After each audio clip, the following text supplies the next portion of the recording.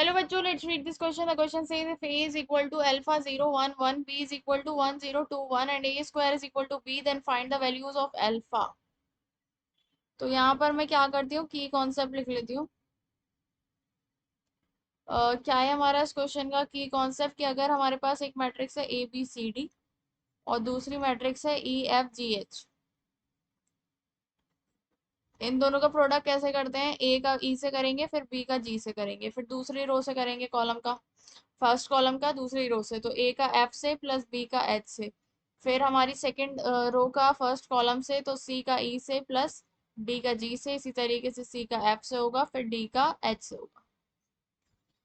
अब यहाँ पर क्या है कि ए हमें मैट्रिक्स गिवन है अल्फा 0 1 1, बी मैट्रिक्स गिवन है 1 2 0 1.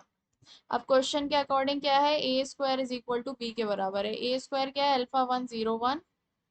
अल्फा 1 0 1 ए स्क्वायर क्या होगा, ए की दोबारा से खुद से बराबर है 1 0 2 1 के. हमें अल्फा की वैल्यू निकालनी है, तो इसको मैं प्रोडक्ट करती हूँ.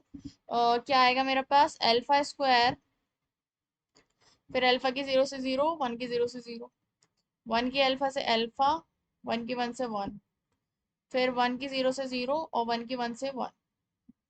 ठीक है, इज इक्वल्स टू 1 0 2 1.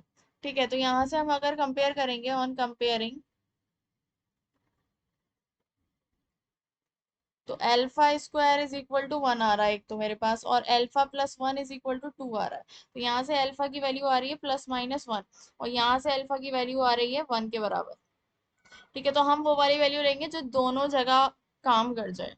अगर हम -1 लेते हैं तो यहाँ पे काम नहीं करेगी -1, तो ये 0 0 हो जाएगा. तो सिर्फ कॉमन वाली लेंगे. सो अल्फा की जो वैल्यू ली जाएगी वो होगा alpha is equal to 1. Okay, यही हमें फाइंड आउट करना था. So the final answer is alpha is equal to 1. Hope you understood it well. Best of luck. Thank you.